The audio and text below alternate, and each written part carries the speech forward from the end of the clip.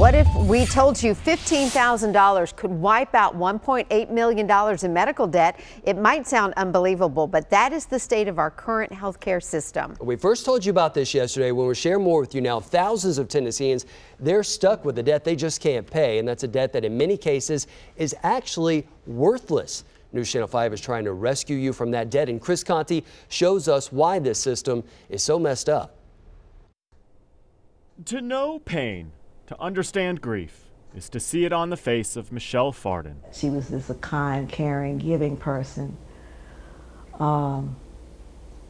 Unfortunately, she didn't always take care of herself. Michelle's daughter Monica got a blood clot a few years ago. At the time, Monica did not have insurance. Not only did her medical bills pile up, but it scared Monica so much that she didn't go to the doctor. The blood clot went to her heart, and that's what took her life. When she died in July of 2014, Michelle was there at the hospital. And, seeing her like that. This heartbroken mother cannot help but wonder that if the weight of carrying medical debt might have been removed from the equation, would her daughter still be here? If she had health insurance, would she still be alive today? Yes. I believe that. I really do. Health coverage or not, it is a position thousands of Tennesseans have found themselves in, forced to choose between not going to the doctor or taking on medical bills they can't afford. If a patient is so concerned about the cost that they're going to skip treatment, they're going to get sicker.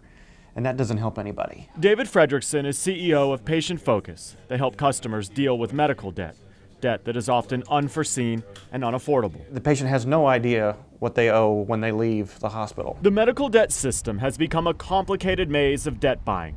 Those bills you can't pay for after the hospital often get sent to a collection agency.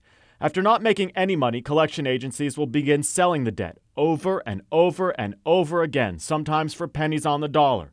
It essentially becomes worthless, and yet you, the consumer, is still stuck with the bill. You're not looking at a real market. Things are so lopsided that News Channel 5 was able to partner with the nonprofit RIP Medical Debt.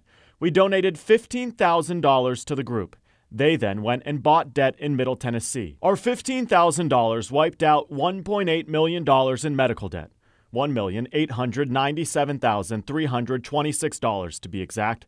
That money means that 604 people had some or all of their medical debt erased. Some of you may soon be getting this yellow envelope in your mailbox. Don't throw it away.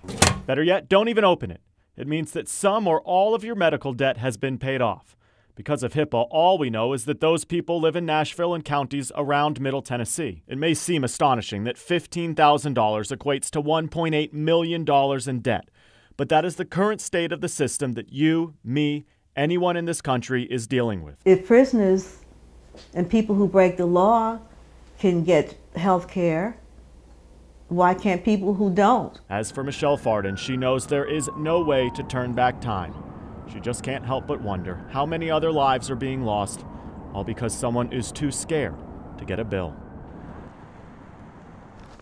Thank you, Chris. We have to stress here, News Channel 5 had no control over who got a yellow envelope. A debt collection agency handled it on a random basis. Now, if you do get a yellow envelope this week, contact Chris Conti immediately. Here is the information. We also have an entire special section dedicated to medical debt rescue. That's on newschannel5.com.